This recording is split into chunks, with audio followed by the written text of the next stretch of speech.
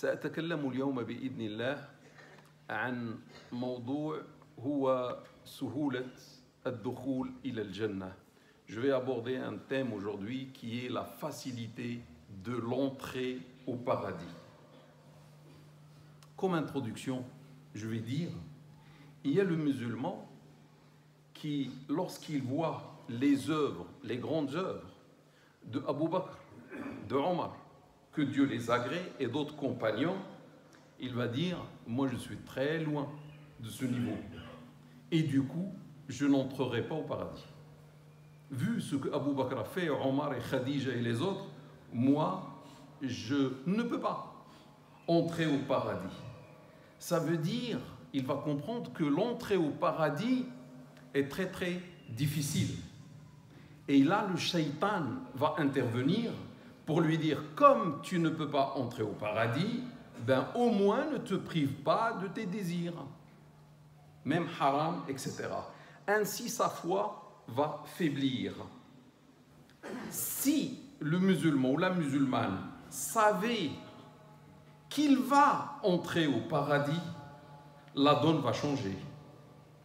Et comme quoi il va être un roi ou une reine dans le paradis, ou un roi qui a 10 fois le globe terrestre, à lui seul.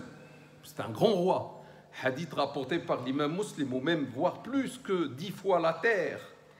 S'il a su cela, il aura augmenté son œuvre vertueuse et il va s'éloigner encore davantage du haram, parce qu'il sait qu'il va au paradis. Donc il va encore faire plus pour y être.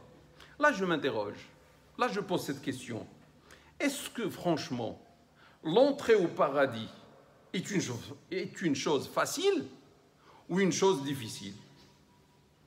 Est-ce que entrer au paradis nécessite des longues veillées nocturnes, passer la nuit à prier,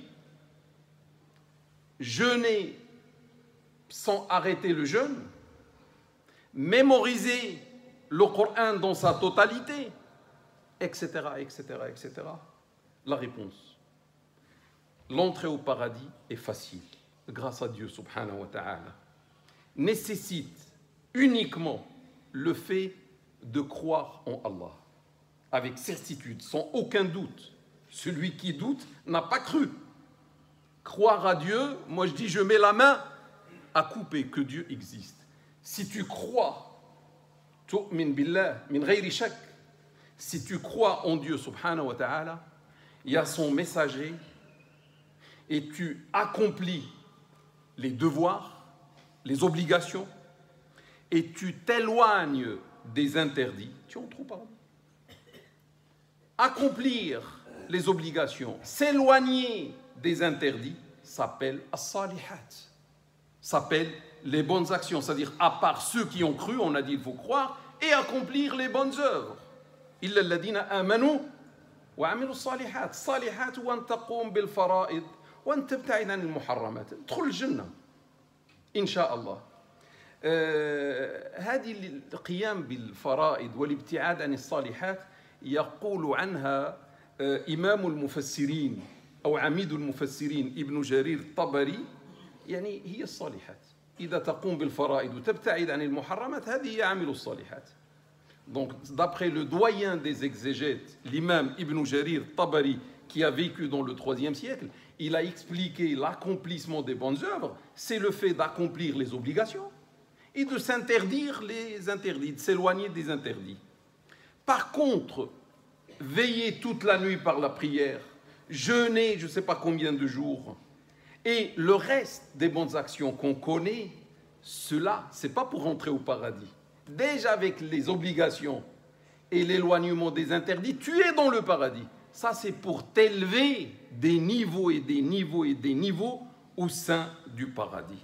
فلرفع الدرجات الأعمال الصالحة يعني القيام وحفظ القرآن وغيرها وغيرها وغيرها هذه لرفع الدرجات في الجنات إن شاء الله.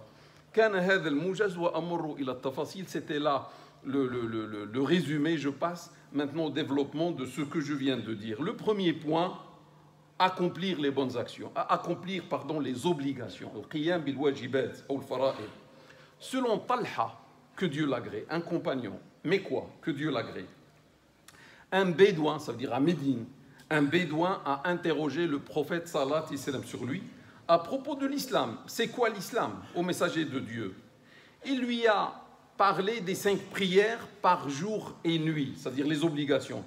Le bédouin a interrogé le prophète sallallahu alayhi wa sallam, y a-t-il autre chose à faire à part ces 5?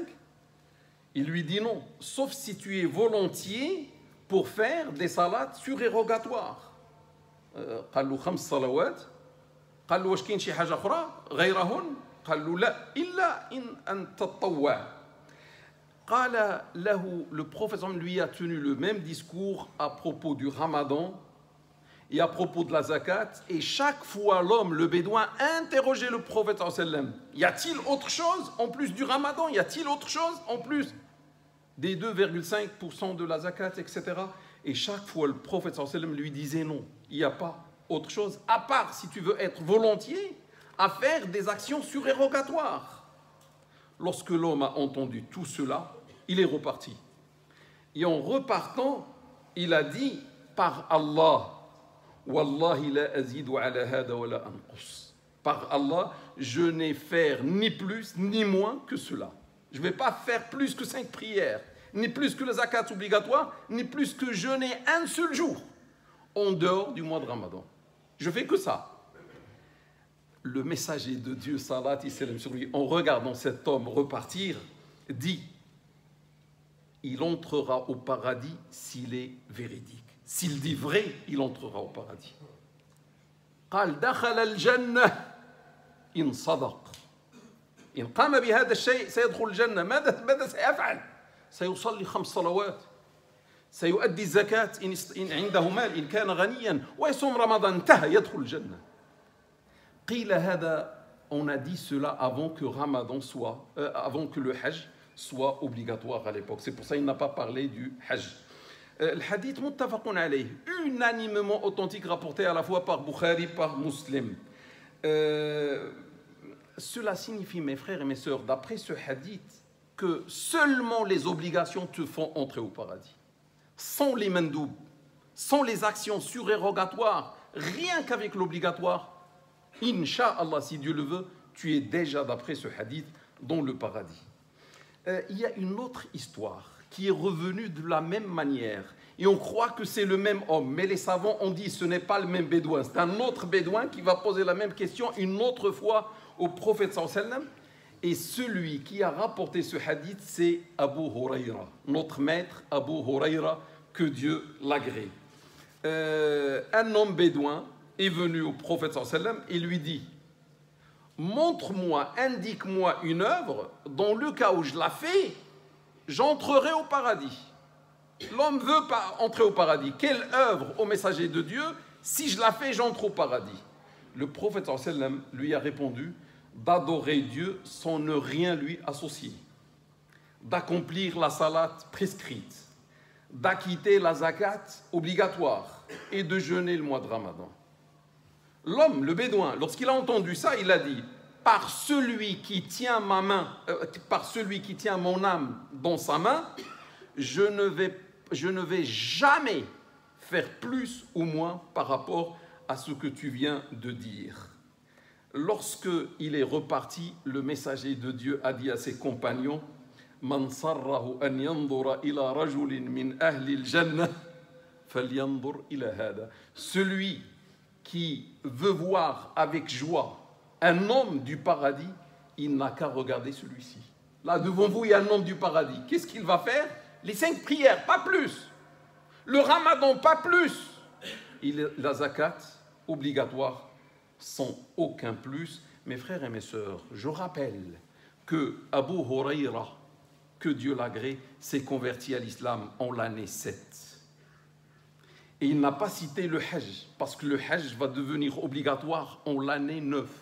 Mais l'année 7, on est vers la fin de la vie du prophète. Il lui reste 4 ans pour mourir. Ça veut dire que l'islam s'est stabilisé. L'islam a pris sa forme définitive. Et dans sa forme définitive, Si quelqu'un fait les 5 prières, acquitte la zakat, jeûne le mois de Ramadan, plus tard accomplit le hajj, il va entrer, Inch'Allah, au paradis. Cela, mes frères et mes sœurs, ces 2 hadiths qui sont unanimement authentiques, les 2, Bukhari et Muslim, sont confirmés par un verset coranique qui dit وَالَّذِينَ آمَنُوا وَعَمِلُوا الصَّالِحَاتِ أُولَٰئِكَ أَصْحَابُ الْجَنَّةِ هُمْ فِيهَا خَالِدُونَ. Ceux qui ont cru et qui ont accompli les bonnes actions auront le paradis pour éternité. Qui ont cru et qui ont accompli les bonnes actions. Les bonnes actions, c'est quoi d'après l'imam Ibn Jarir Tabari? C'est accomplir les obligations et s'abstenir des interdictions ou des interdits.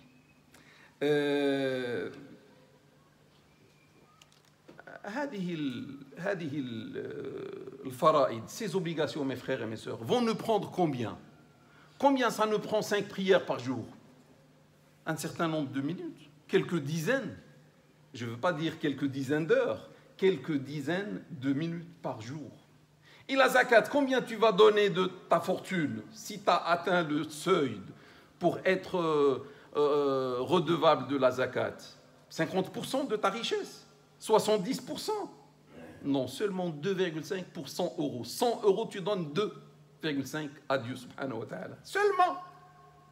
Et le mois de Ramadan, c'est le mois qu'on connaît, qu'on jeûne avec beaucoup de facilité, beaucoup d'amour et beaucoup de bénédiction et de piété. Et avec ça, c'est le paradis, Inch'Allah, d'après le verset coranique et d'après les hadiths prophétiques. Mu'adh ibn Jabal, que Dieu l'agrée, un compagnon médinois, ça veut dire la chose a eu lieu à Médine, là où l'islam presque a pris sa forme définitive. Mu'adh ibn Jabal, que Dieu l'agrée, dit au messager de Dieu, indique-moi une œuvre, si je la fais, ou une œuvre qui me fait entrer au paradis et qui m'éloigne de l'enfer. Le prophète sallallahu alayhi wa sallam lui dit, Sa'altani an azim, tu m'as interrogé à propos d'une chose énorme. Wa innahu la yasirun ala man yassarahu Allahu ilayh. Tu m'as interrogé à propos d'une chose énorme, mais quand même c'est facile avec l'aide de Dieu subhanahu wa ta'ala. Et après il lui a donné les 5 piliers de l'islam, croire en Dieu, son messager, faire la prière, la zakat, etc. Le hadith est rapporté par l'imam Tirmidhi, qu'il a qualifié de Hassan Sahih, et par Ibn Majah et par l'imam Ahmed. C'est de ce hadith-là, c'est une chose facile, entrer au paradis, que j'ai tiré le titre de ce discours d'aujourd'hui, la facilité d'entrer au paradis. Je ne suis pas en train d'inventer, mais je suis en train de dire ce que le maître de l'islam, Mohammed, salat et salam sur lui, avait dit. Je passe rapidement à un deuxième point. Le deuxième point, c'est éviter les interdits. On a compris, accomplir comment il s'appelle, les obligations, mais éviter les interdits, c'est pas difficile. Selon Abu Huraira, que Dieu l'agrée, le messager de Dieu, salat et salam sur lui, a dit Kullu ummati yadkhuluna al-jannah illa man abat. Tous les membres de ma communauté entreront au paradis, sauf celui qui refuse. Ils ont dit au messager de Dieu, et qui va-t-il refuser? Ya Rasulallah, wa man ya'ba, man yarfud? Qala man ata'ani dakhala al-jannah, wa man asani faqad aba, wa man asani faqad rafad. Il a répondu, celui qui m'obéit entrera au paradis, et celui qui me désobéit aura refusé. Le hadith est rapporté par l'imam Bukhari et l'imam Ahmed. Toute ma communauté, tous les membres de ma communauté vont entrer au paradis, sauf celui qui ne veut pas entrer au paradis. Lorsqu'il dit tous les membres de ma communauté entreront au paradis, ça veut dire l'entrée au paradis n'est pas une chose difficile, vu que tout le monde va entrer, sauf celui qui ne veut pas. On lui dit voici la porte, il dit non, je prends le contraire, il part dans un autre chemin que celui qui mène vers le paradis, celui qui refuse.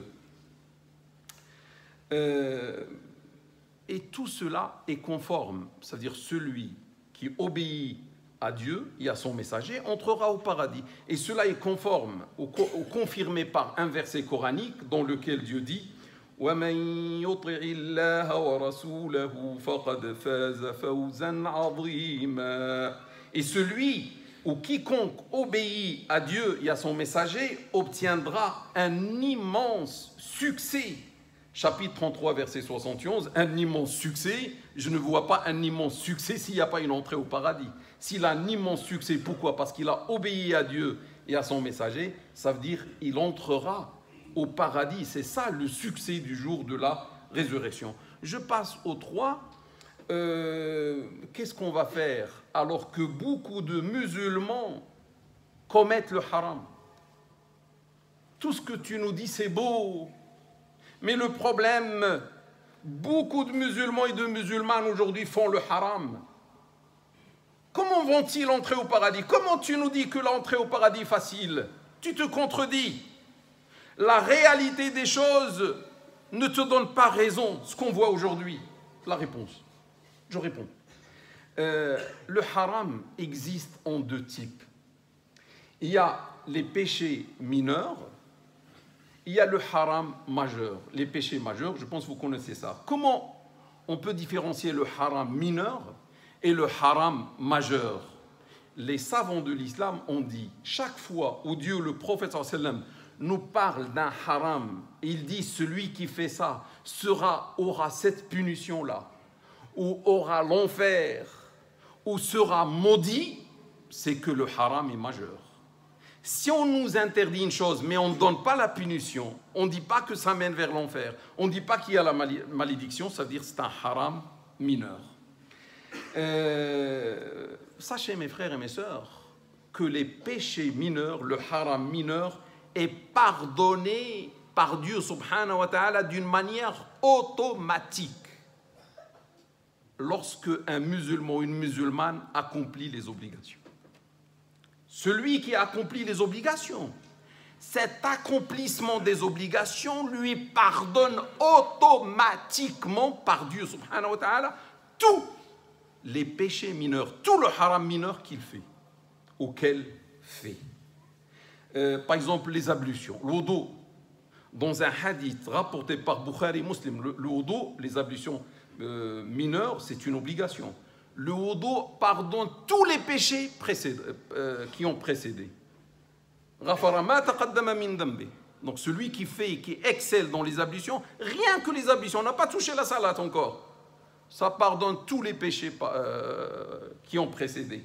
La salat, entre une salat obligatoire et une autre, Dieu pardonne tous les péchés commis, sauf les péchés majeurs rapportés par l'imam Muslim sur le prophète sallallahu alayhi wa sallam. Al-Jumu'ah ou Jumu'ah, le vendredi au vendredi, d'un vendredi à un autre vendredi, si tu fais le vendredi, Dieu te pardonne tous les péchés mineurs de la semaine, sauf les majeurs, il ne pardonne pas. Hadith de l'imam Muslim. Ramadan, le mois de Ramadan, vous le connaissez, pardonne tout ce qui a précédé, unanimement authentique. Le Hajj, l'obligation du Hajj, le Hajj mabrour, mabrour ça veut dire soit agréé par Dieu ou un Hajj où il n'y a pas le péché, n'a aucune récompense à part le paradis, unanimement authentique, rapporté par Bukhari, par Muslim. Ça, c'est ce que dit notre religion, ce que dit notre islam. Voulez-vous une chose plus grande que ce que je viens de vous dire? Je dis, vous méritez, vous êtes des musulmans et des musulmanes. Et regardez ce que Dieu a préparé pour vous, pour nous. Pire que ça, le fait, écoutez bien, le fait de s'abstenir de faire le haram majeur te pardonne par Dieu automatiquement les péchés mineurs, le haram mineur. Si quelqu'un, par faiblesse, par je ne sais pas quoi, par oubli, par autre, il va commettre de temps à autre des péchés mineurs, mais il ne touche jamais au haram majeur, Allah automatiquement lui pardonne tout ce qu'il a fait comme mineur. Ça c'est Allah. La ilaha illallah, gloire et pureté à lui, le très miséricordieux, Ar-Rahman, Ar-Rahim. Dieu dit, c'est Allah maintenant qui parle, إن تجتنبوا كبائر ما تنهون عنه نكفر عنكم سيئاتكم نكفر عنكم سيئاتكم وندخلكم مدخلا كريما. مدخلا كريما الجنة، ما في مدخل أكرم من مدخل الجنة. يعني ناس تقوم بالسيئات. السيئات هم الصغائر، الذنوب الصغيرة. الله يقول إذا بعدتوا على الكبائر الذنوب الكبيرة أنا الله سأغفر لكم الذنوب الصغيرة وأدخلكم الجنة رغم ذنوبكم. هذا الله يتكلم. Si vous évitez de commettre les péchés majeurs qui vous sont interdits, nous effacerons, nous Dieu, nous effacerons vos mauvaises actions. Mauvaises actions, ça veut dire les mineurs. Et nous vous accorderons une entrée noble.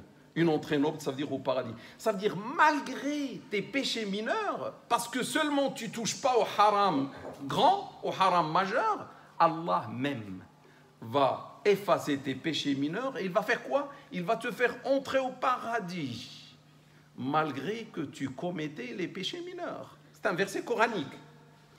Mes frères et mes sœurs, je pense que la chose qui va nous faire tous entrer au paradis, ou la chose qui va nous faire le plus entrer au paradis, c'est le fait d'éviter les péchés majeurs.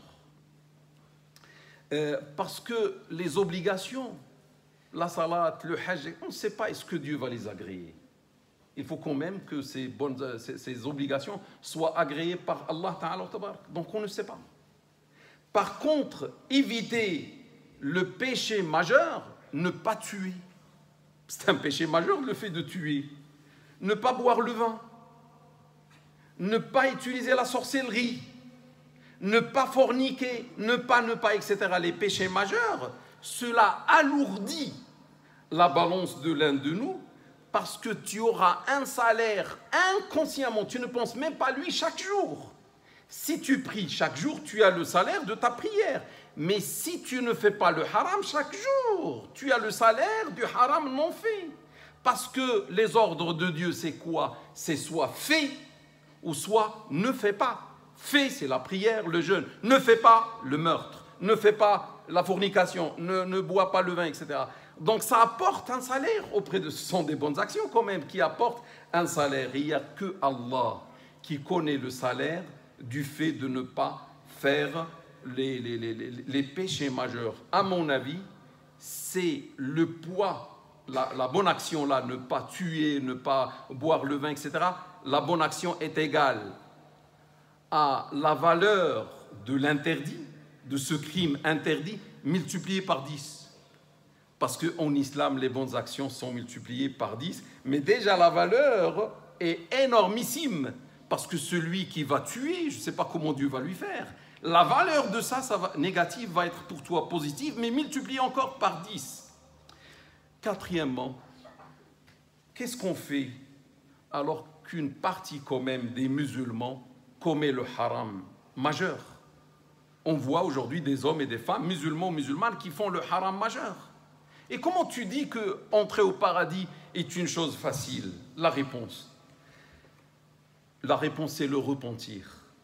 Le repentir, at-tawbah, celui qui accomplit ou qui a accompli dans le passé les péchés majeurs, le haram grand, il n'a qu'à faire le repentir à Dieu subhanahu wa ta'ala avant de mourir. Et qu'est-ce qui l'empêche de faire le repentir? T'as fait le haram, ça suffit. Et honte de Dieu subhanahu wa ta'ala. T'as fait. Ce n'est pas des années. Dieu ne t'a pas tué. Fais le repentir. Pleure comme jamais tu n'as pleuré. Et dis jamais je recommence. Et Dieu te pardonne. Il l'a dit dans plusieurs versets. Il y a plusieurs hadiths qui disent que le repentir efface complètement le haram. Et tu ne seras pas jugé le jour de la résurrection du haram majeur si tu avais accompli un repentir dans la vie ci-bas. Parce que c'est effacé. Celui qui refuse de refaire le repentir dans cette vie ici-bas, c'est lui qui refuse le paradis et qui ne va pas entrer au paradis comme Dieu, comme le prophète l'a dit. Mais même celui, mes frères et mes sœurs, qui va faire le haram majeur et ne va pas faire le repentir, mais il est musulman, et il va continuer jusqu'à la mort, et il va mourir comme ça. sa décision, on la laisse à Dieu subhanahu wa ta'ala. C'est Dieu qui va décider de lui. In sha'a ghafara lahu wa in sha'a addabahu wa min ba'd yudkhiluhu ila al-jannah. Si Dieu veut, il lui pardonne et il entre directement au paradis avec le pardon de Dieu. Dieu fait ce qu'il veut. Et si Dieu veut le punir, il va le punir en enfer. Mais après, parce qu'il est musulman, il sort de l'enfer et il finit sa vie pour l'éternité dans le paradis. Tout en sachant que Dieu est très miséricordieux, infiniment miséricordieux. Rahim, Rahim, Rahman. Huwa arhamur rahimin. C'est le plus miséricordieux de tous les miséricordieux. Dieu est Ghafir, Ghafour, Ghaffar. Dieu est absoluteur, très absoluteur, infiniment absoluteur. Rahmatuhu sabaqat ghadabah. Sa miséricorde a devancé largement sa colère, unanimement authentique. Un homme va entrer au paradis de la communauté de Muhammad, va entrer au paradis avec seulement la ilaha illallah. Muhammad Rasulullah, il va entrer au paradis alors qu'il a 99 dossiers, chaque dossier jusqu'à l'horizon. Et il va entrer au paradis grâce à la ilaha illallah, rapporté par Tirmidhi, Ibn Majah, Ahmed, c'est un hadith sahih.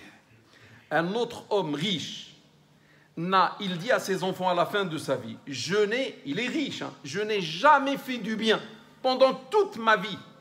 Si je meurs, brûlez-moi. Par peur, il a dit ça, dans l'espoir de ne pas être ressuscité, ne pas subir le jugement de Dieu. Dieu l'a ressuscité et il l'a jugé. Vous savez qu'est-ce qu'il lui a fait? Il lui a accordé sa miséricorde. Unanimement authentique, rapporté par Bukhari et Muslim. Il n'a jamais fait le bien. La miséricorde de Dieu, il entre au paradis. Dernier point, et avec ça j'ai fini. Qu'est-ce qu'on dit de la communauté de Muhammad, salat et salam sur lui, qui ne sont pas des musulmans, qui n'ont jamais été musulmans? Sachez mes frères et mes sœurs que la communauté de Muhammad, salat et salam, n'est pas nous, n'est pas les musulmans, c'est le monde entier et la communauté de Muhammad. Salat et salam sur lui. Parce que Muhammad a été envoyé à l'humanité tout entière. Les Français, les Japonais, je ne sais pas qui, les Russes, tout le monde fait partie de la communauté de Muhammad, salat et salam sur lui, depuis son époque jusqu'au jour de la résurrection. Mais ces gens, qu'est-ce qu'ils vont devenir? Ils ne sont pas musulmans. Là, il y a deux réponses pour les savants. Une partie dit, ils seront, s'ils n'ont pas reçu le message. Parce que parmi les conditions d'être responsable devant Dieu, c'est la réception du message. Donc, ceux qui n'ont jamais reçu le message, parmi ces gens-là, il y a deux avis. Une partie des savants dit, ils seront éprouvés par Dieu le jour de la résurrection. Lorsqu'ils seront devant Dieu, ils vont dire, on n'a jamais reçu de messager. Dieu va leur dire, je suis le messager pour vous. Aujourd'hui, je suis le messager. Et moi, je vous demande, moi Dieu, je vous demande de vous mettre en enfer. Certains vont partir pour se jeter en enfer. Ils vont se retrouver dans le paradis. Et ceux qui vont refuser, ils seront mis de force dans l'enfer. Certains disent cela, d'après certains hadiths. Mais d'autres disent non. Celui qui n'a jamais reçu le message n'est pas responsable. Et ne sera pas jugé et entrera au paradis alors qu'il n'était pas musulman. Allahu Akbar. Et ils ont donné des arguments. L'argument, c'est que Dieu dit وَمَا كُنَّا مُعَذِّبِينَ حَتَّى نَبْعَثَ رَسُولًا. Nous ne châtions jamais avant d'envoyer auparavant un messager. C'est Dieu qui dit jamais il va châtier parce qu'il est juste, sans avoir envoyé auparavant un messager. Et il y a un deuxième verset, il y a beaucoup de versets, je dis que ce deuxième et j'arrête. Un verset dit كلما ألقي فيها فوج سألهم خزنتها ألم ياتكم نذير قالوا بلى قد جاءنا نذير فكذبنا وقلنا ما نزل الله من شيء إن أنتم إلا في ضلال كبير. Chaque fois qu'un groupe y est jeté, on ramène les groupes par groupe, les gens groupe par groupe, et on jette en enfer. Chaque fois qu'un groupe y est jeté, les gardiens de l'enfer, les gardiens leur demandent, personne n'est donc venu vous avertir? Il n'y avait pas de messager au prophète pour vous. Ils leur répondent, mais si, nous avons bien reçu un avertisseur, seulement nous l'avons traité de menteur. Donc il n'y a pas un groupe qui va rentrer en enfer sans que les gardiens vont lui poser la question et sans qu'il réponde si, j'ai reçu un messager, mais je n'ai pas.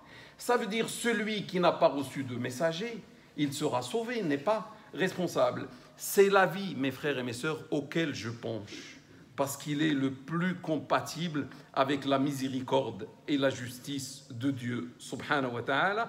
Et de ce point, certains savants aujourd'hui disent, même les non-musulmans qui ont reçu le message, ils n'ont pas voulu croire en islam, mais ils ont reçu un message altéré, un message sali qui les a éloignés de l'islam, c'est comme ils n'ont pas reçu le message. Et Inch'Allah, Dieu agira de la sorte avec eux, parce qu'aujourd'hui il y a des terroristes, il y a beaucoup de choses parmi les musulmans, tout ça, ça éloigne de l'islam et ça salit la bonne et la belle image de l'islam. Et ce deuxième groupe de savants a dit que les premiers hadiths sont faibles, qui disent qu'il y aura une épreuve, etc. À la fin, mes frères et mes sœurs, tout ce qu'on a dit aujourd'hui, c'est la vérité, qui se trouve dans les textes coraniques.